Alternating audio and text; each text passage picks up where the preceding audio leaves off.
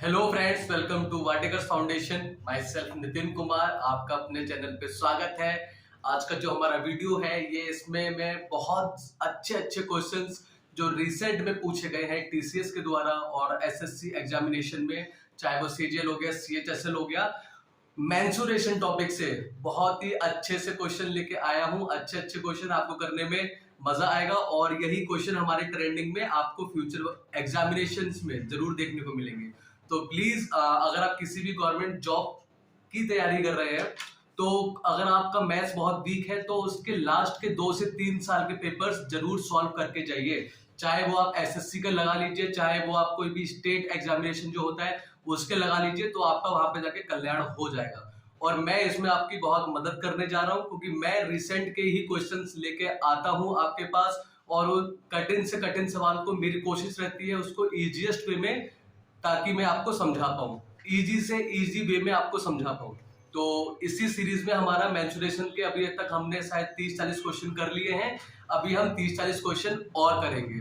तो स्टार्ट करते हैं आज की वीडियो को। अगर आपने मेरा चैनल अभी तक सब्सक्राइब नहीं किया है तो प्लीज सब्सक्राइब कीजिए, ठीक है, ताकि आप उससे नोटिफाई हो पाए। आपकी स्क्रीन पे पहला क्वेश्चन आ रहा होगा, उसको देखिए। पहला क्वेश्चन कह रहा है the length of one of the diagonals of a rhombus is 26 centimetre. कह रहा है एक हमारे पास रोम्बस है और उसका एक विकर्ण की लंबाई दी है 26 सेंटीमीटर। तो पहले फिगर बनाते हैं। रोम्बस हमारा क्या होता है, जिसकी चारों भुजाएं क्या होती है, बराबर होती है, और ये लाइन इसके पैरेलल होगी और ये लाइन इसके पैरेलल होती है। तो रोम्बस की क्या होती है, सभी भुजाएं हमारी बराबर होती है। कह रहा है if side of rhombus is 26 centimetre. उसने रोम्बस की साइड हमको दी है, कितनी है, 26 सेंटीमीटर है, और एक विकर्ण की उसने हमको लंबाई दी है। ठीक है, ये कितनी है,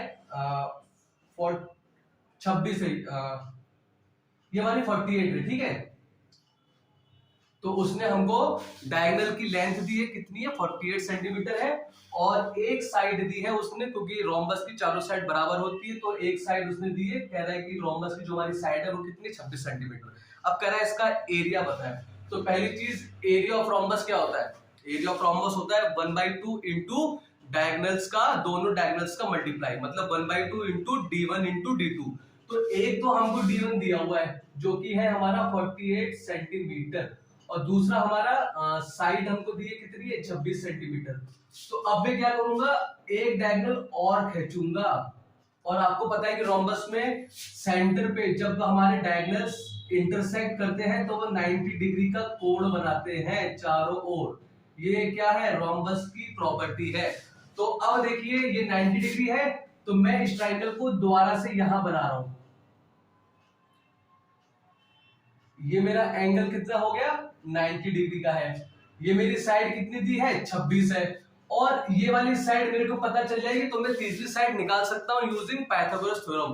तो ये पूरा डायगोनल मुझे कितना दिया है, 48 सेंटीमीटर का दिया हुआ है। तो ये मेरा पूरा डायगोनल 48 सेंटीमीटर का है, तो इसका जस्ट हाफ क्या होगा, 24, क्योंकि हमारे क्या होता है जब डायगोनल्स हमारे इंटरसेक्ट करते हैं तो वो एक दूसरे डायगोनल्स को आधे आधे में काट देते हैं।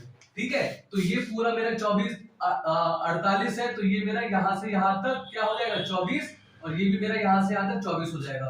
तो मेरे पास अब ये 24 आ गया है। 90 डिग्री के सामने हाइपोटेन्यूज होता है। अब मैं इस फिगर को एक बार और बनाऊंगा ऐसे, ये मेरा 90 डिग्री हो जाएगा। इसको मैं अब टिल्टेड कर रहा हूं, तो जो मेरी 90 के सामने मेरा कितना दिया हुआ है, 90 के सामने मेरा 26 है, और मेरा ये कितना है, 24 है। ये साइड मुझे पता चल जाएगी, तो क्या है, ये साइड का मतलब क्या है, ये x, ये साइड का मतलब क्या है, ये x, ये मैं x निकाल लूंगा, इसका डबल कर दूंगा तो मेरा दूसरे डायगोनल की लेंथ आ जाएगी।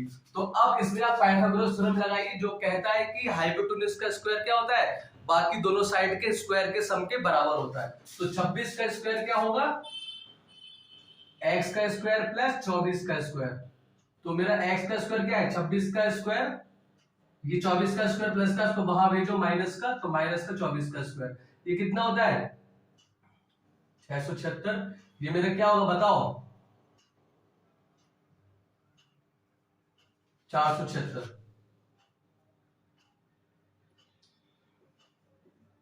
हाँ, 26 का स्क्वायर करके देख लेते हैं, 156 12 676 सही है, और 24 का हमारा 576 होता है। ठीक है, तो ये मेरा कितना बचेगा, ये मेरा बचेगा 100। तो x हमको निकालना है, तो सामने वाले पे अंडर रूट फेंकिए, और आपको पता है 100 किसका अंडर रूट होता है, 10 का। 100 हमारा किसका अंडर रूट होता है, 10 का। तो देखिए कितने आसानी से, हमको एक डायगोनल दिया हुआ था और साइड दी थी, तो हमने क्या किया, दूसरा डायगोनल बनाया, और डायगोनल क्या करते हैं, आपस में एक दूसरे को आधी आधी साइड में काट देते हैं, और जहां काटते हैं वहां पे 90 डिग्री का कोण बनाते हैं। तो मैंने इस वाले फिगर को ऐसे ड्रॉ कर लिया कि 90 के सामने मेरा 26 है, उसके बराबर में मेरा क्या 24 है। फिर मैंने इस फिगर को दोबारा से सही में अच्छे से ड्रॉ कर दिया, टिल्ट कर दिया, तो 90 के सामने मेरा हाइपोटेन्यूज होता है, बाकी ये मेरा हाइट है, ये मेरा बेस है। पाइथागोरस थ्योरम लगा दिया, x मेरा आ गया। अब ये जो मेरा x आया है, मैं दोबारा से फिगर ड्रॉ कर रहा हूं।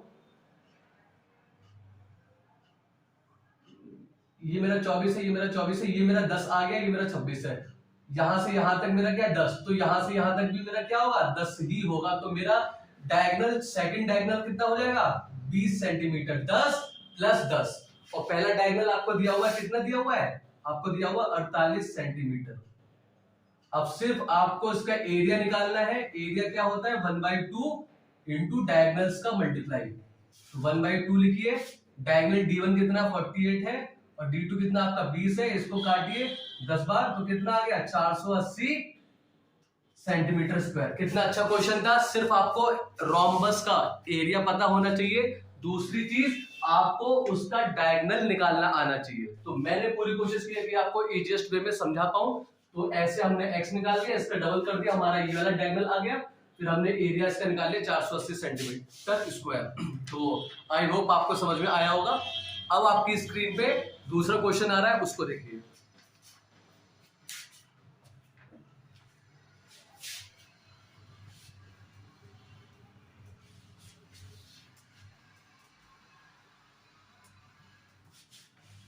दूसरा क्वेश्चन आपकी स्क्रीन पे कह रहा है, the length of the diagonal of the rectangle is 26 centimetre. एक हमारा रेक्टेंगल है, इसका डायगोनल का लेंथ क्या है, 26 सेंटीमीटर है, और कह रहा है and one side is 10 centimetre. तो ये साइड आप 10 सेंटीमीटर ले लीजिए, क्योंकि रेक्टेंगल में क्या होता है, लेंथ होती है और ब्रेथ होता है। तो अपोजिट साइड हमारी क्या होती है, इक्वल होती है। ये साइड इक्वल होगी इसके, ये साइड इक्वल होती है इसके। ये रेक्टेंगल की प्रॉपर्टीज है। और क्या है, यहाँ पे 90 डिग्री का कोण बनता है हर जगह, चारों ओर। ठीक है, 90 डिग्री का कोण बनता है हर जगह। और ये आपको डायगोनल दिया है रेक्टेंगल का, जो कि उसका फॉर्मूला क्या होता है, under root L square plus B square. और एक साइड दी है, तो हमको उसका जरूरत नहीं है। हम क्या करेंगे, हमसे बाद में पूछा है कि एरिया बताए रेक्टेंगल का एरिया। तो एरिया आपको पता है रेक्टेंगल का क्या होता है, लेंथ इंटू ब्रेथ। तो एरिया निकालने के लिए आपको लेंथ इंटू ब्रेथ फॉर्मूला होता है। ये मान लो आपकी ब्रेथ आपके पास है, आपके पास लेंथ नहीं है। ठीक है, वन साइड को मैंने बी ले लिया है, तो लेंथ कैसे नहीं आएगी। देखिए ये वाला ट्रायंगल देखिए, इसको मैं यहां पे ड्रॉ कर रहा हूं फिर से। ये मेरा क्या है, बी है, ये मेरा 10 है, ये मेरा 26 है, ये मेरा 90 डिग्री है। तो अब देखिए इसमें हम पाइथागोरस थ्योरम लगा सकते हैं। हाँ, हम इसमें पाइथागोरस थ्योरम लगा सकते हैं। तो पाइथागोरस थ्योरम क्या होता है, 26 का स्क्वायर बराबर होगा 10 का स्क्वायर प्लस बी के स्क्वायर के बराबर। तो बी का स्क्वायर क्या हो जाएगा, 26 का स्क्वायर माइनस 10 का स्क्वायर। तो बी का स्क्वायर कितना हो गया, 676 में से माइनस करूंगा 100, कितना आ जाएगा 576, जो कि मेरा किसका अंडर रूट होता है, 24 का। ठीक है, तो बी मेरा कितना आ गया, 24। तो बी मेरा 24 आ गया। एरिया अब आप निकाल सकते हैं। लेंथ ये मैंने एल है ये मेरा, ठीक है, इसको एल ले लो। तो एल मेरा कितना आ गया, मेरा एल मेरा आ गया, वरना फिर आप कंफ्यूज हो जाओगे, वरना इससे कोई फर्क नहीं पड़ रहा है। ठीक है, इससे कोई फर्क नहीं पड़ रहा है। तो एल आपका 24 आ गया। ब्रेथ हमने मान ली थी कितनी, ब्रेथ हमको दी थी 10, तो एल इंटू बी। तो एल कितना है हमारा 24, और ब्रेथ हमारा कितना है 10। तो एरिया आपका कितना आ गया, 240 सेंटीमीटर स्क्वायर। तो ऑप्शन नंबर ए आपका इसका करेक्ट आंसर हो जाएगा। अच्छा क्वेश्चन था, इसमें भी डायगोनल दिया हुआ था रेक्टेंगल का, और इसकी एक साइड दी थी। तो मैंने बी मान लिया था ये, कि ब्रेथ मान लो 10 है, को भी यही साइड छोटी होती है। अब जब हमने निकाला तो देखिए लेंथ हमारी बड़ी भी आई है, तो मतलब ये लॉन्गेस्ट साइड हमारी कितनी है, 24 सेंटीमीटर की है। ठीक है, तो वो मानने से कोई फर्क नहीं, आप इसको 10 मान लेते तो वो शेप उसकी उल्टी हो जाती, कोई फर्क नहीं पड़ता उससे। तो होप आपको ये क्वेश्चन समझ में आया होगा, और ये क्वेश्चन आया हुआ है स्टाफ सिलेक्शन कमीशन ने अभी रिसेंट के एग्जाम में ही पूछा हुआ है। अच्छा क्वेश्चन था, और अगर आपने अभी तक मेरे चैनल को सब्सक्राइब नहीं किया तो प्लीज सब्सक्राइब कीजिए। मैं आपके लिए अच्छे से अच्छा कंटेंट मेहनत करके लेके आता हूँ। मेरी कोशिश रहती है कि जिनको मैथ से डर लगता है एटलीस्ट उनका मैं डर भगा पाऊँ। उन्हीं लोगों के लिए मैं ज्यादा थोड़ा एफर्ट डालता हूँ, क्योंकि अगर हम किसी भी चीज की तैयारी करते हैं एग्जामिनेशन की और जहां मैथ आता है, और अगर आप मैथ में पीछे हैं तो फिर आप उस चीज को भूल ही जाइए। तो मेरा कोशिश यही है कि जिनको मैथ नहीं आता है उनके लिए मैं अच्छे से अच्छा काम कर पाऊं, और मैं तभी अच्छे से अच्छा काम कर पाऊंगा जब आप लोग मेरे को मोटिवेट करेंगे, मेरे वीडियो को लाइक करेंगे और चैनल को सब्सक्राइब करेंगे। ठीक है, तो प्लीज मेरे चैनल को सब्सक्राइब कीजिए। अब आपकी स्क्रीन पे तीसरा क्वेश्चन आ रहा होगा, उसको देखिए।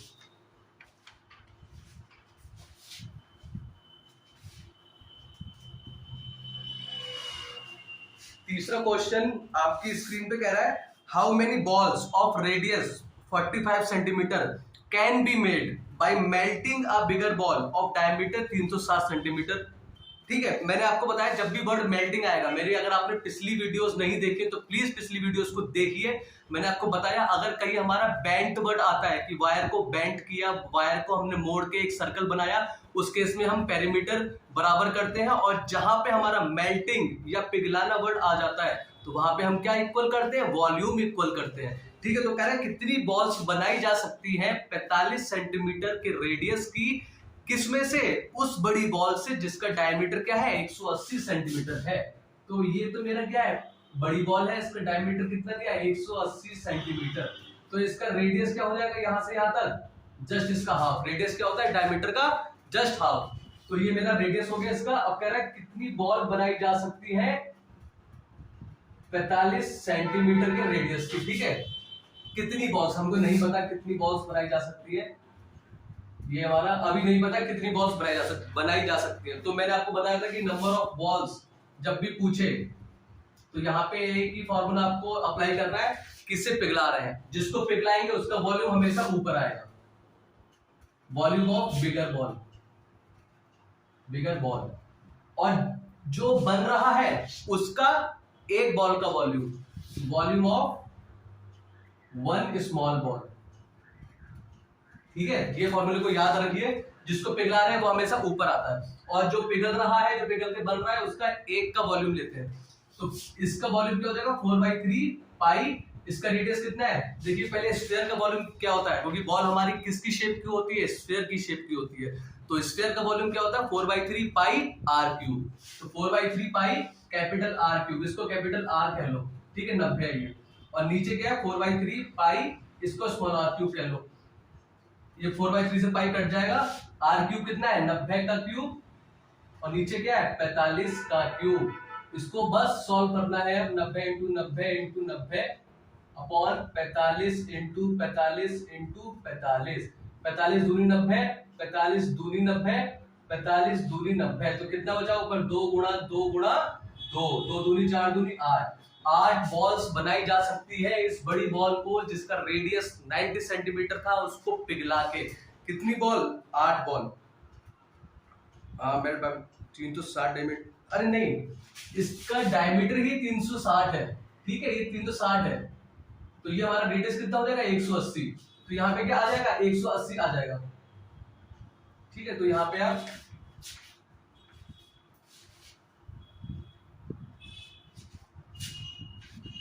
तो ये कितना हो जाएगा 180 इंटू 180 इंटू 180। डायमीटर 360 का, सॉरी मेरे से गलती हो गई थी, मैंने वो भूल गया था मैं। तो 45 इंटू 45 इंटू 45, तो 45 दूनी 90, तो ये 4 बार कट जाएगा, ये मेरा 4 बार कट जाएगा, ये मेरा 4 बार कट जाएगा। तो 4 चौके 16 चौके 64। तो कितनी बॉल्स बनाई जा सकती है 64 बॉल्स। तो ऑप्शन नंबर ए आपका करेक्ट आंसर हो जाएगा। होप आपको समझ में आया होगा। जब भी मेल्टिंग वर्ड हमारा यूज होगा, जब भी मेल्टिंग वर्ड, उस केस में हम क्या इक्वल करते हैं, वॉल्यूम। और अगर इसको हम पिघला के कई सारी बॉल्स बना रहे हैं जिनका रेडियस क्या था 45 सेंटीमीटर, तो कितनी बनेंगी हमको नहीं पता था। तो इसका सिंपल सा फॉर्मूला है नंबर ऑफ बॉल्स जो हमने यहाँ पे अप्लाई किया है, इस बड़े वाले का वॉल्यूम और upon volume of one small ball. तो हमारा कितनी बॉल्स आ गई 64 बॉल्स हमारी आ गई। ठीक है, होप आपको समझ में आया होगा। अब आपकी स्क्रीन पे 4th क्वेश्चन है, उसको देखिए आप और कोशिश कीजिए अब आंसर खुद से निकालने की, क्योंकि मैंने अच्छे खासे क्वेश्चंस करा दिए हैं अभी तक आपको।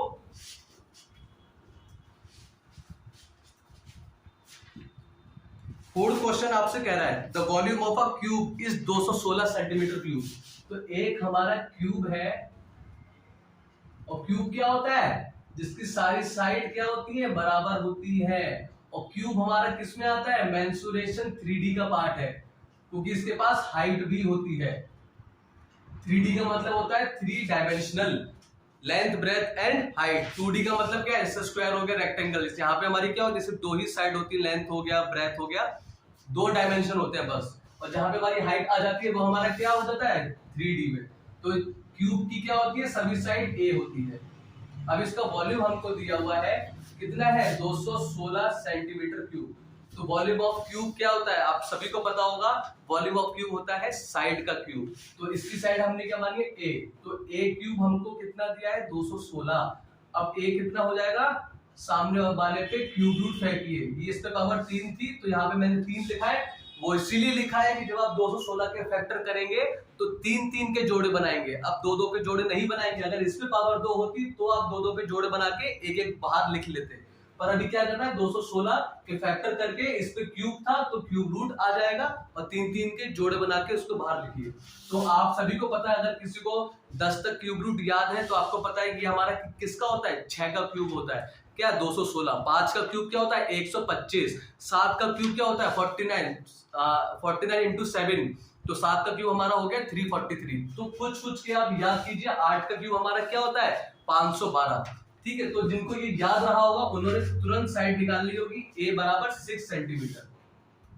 अब हमसे कह रहा है क्यूब का क्या कह रहा है, what is the area of one face. एक फेस का एरिया क्या है, तो आपको पता है क्यूब में कितनी साइड होती है, क्यूब में कितने फेसेस होते हैं, 6 फेस होते हैं। अगर आपने लूडो खेला होगा तो आपने पासा देखा होगा, तो पासा हमारा किसकी शेप में होता है, क्यूब की शेप में होता है, जहां पे सभी क्या, लेंथ ब्रेथ और हाइट क्या है, बराबर होती है। तो पासे का एक फेस, क्योंकि आपने देखा होगा पासे पे नंबर होते हैं 6 तक, एक फेस पे 1 नंबर होता है, दूसरे फेस पे 2 नंबर होगा, फिर तीसरे फेस पे तीसरा नंबर होगा, और 4, 5, 6, तो 6 तक ही होते हैं। मतलब हमारे क्यूब में 6 फेस होते हैं। और total surface area of cube क्या होता है, 6 फेस होते हैं। तो एक फेस का एरिया क्या होगा, मैं इस फिगर को काट के यहां बना रहा हूं, इसका एक फेस, अगर इसकी साइड ये A है और ये भी A है, तो इसका एरिया क्या हो जाएगा, A square. Simple A square क्या होगा, लेंथ इंटू ब्रेथ, यहाँ पे लेंथ भी A है, यहाँ पे ब्रेथ भी A है, तो एक फेस का एरिया क्या हो जाता है, A स्क्वायर। अब जब टोटल सरफेस एरिया हमारा क्यूब का 6A स्क्वायर होता है, तो वहां पे वो 6 क्यों आता है, क्योंकि 6 फेस है, हर फेस का एरिया A स्क्वायर, तो 6 फेस का एरिया A स्क्वायर करके आप जोड़ दीजिए 6 बार, या फिर 6 से मल्टीप्लाई कर दीजिए तो हमारा 6A स्क्वायर। पर यहाँ पे हमसे सिर्फ एक फेस का एरिया पूछा था, जो कि कितना है, A स्क्वायर। A आपका 6 आ चुका है, सिंपल इसका स्क्वायर कर दीजिए, 36 सेंटीमीटर स्क्वायर। कितना अच्छा क्वेश्चन था। इसमें तो ये, तो ये भी एसएससी ने दिया हुआ है, इसमें क्या ऐसा भूत बैठा हुआ था, कुछ भूत नहीं बैठा हुआ था। वॉल्यूम दिया था आपको, साइड निकालनी थी। अगर आपको क्यूब रूट याद रहा होता, अगर आपको याद था, तो आपने तो देख के ही बता दिया होगा, हमारी साइड 6 हो गई। अब एक फेस का पूछा था, मतलब किसी भी एक फेस का, इस फेस का पूछा था सिंपल, तो वो मैंने यहाँ ड्रॉ कर दिया। और इस फेस का क्या है, लंबाई A है और साइड ये है, तो एरिया क्या होता है, सिंपल लेंथ इंटू ब्रेथ, तो लेंथ भी A है, ब्रेथ भी A, तो A इंटू A स्क्वायर, और A हमारा 6 आया था, जो कि 36 सेंटीमीटर स्क्वायर हो गया। होप आपको समझ में आया होगा। मेरे चैनल को सब्सक्राइब नहीं किया तो भाई प्लीज सब्सक्राइब कर लो, प्लीज सब्सक्राइब कर लीजिए। और मैं आपके लिए, अगर आप सब्सक्राइब करेंगे तो मैं आपके लिए और भी बहुत ज्यादा मेहनत करूंगा, और भी बहुत अच्छे से अच्छे क्वेश्चंस लेके आऊंगा। तो प्लीज अगर आपने मेरे चैनल को सब्सक्राइब नहीं किया तो प्लीज सब्सक्राइब कीजिए।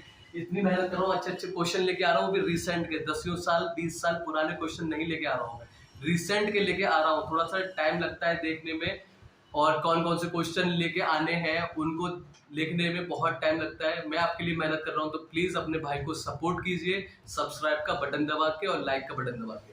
अब आपके पास स्क्रीन पे लास्ट क्वेश्चन आ रहा होगा, उसको देखिए। और ये लास्ट वाला क्वेश्चन हमने कुछ हद तक, कल का अगर आपने वीडियो मेरा देखा होगा तो ये लास्ट वाला क्वेश्चन हमने कल इसी टाइप का एक क्वेश्चन था, वहां किया था। जैसे मैं अभी बता रहा हूँ आपको, कह रहा the sides of an isosceles triangle are 10, 10 and 12। तो आपको पता है आइसोसेलेस ट्राइंगल क्या होता है, जिसकी दो साइड बराबर होती है। तो पहले हम फिगर बनाएंगे 10, 10 और कितनी है 12 सेंटीमीटर।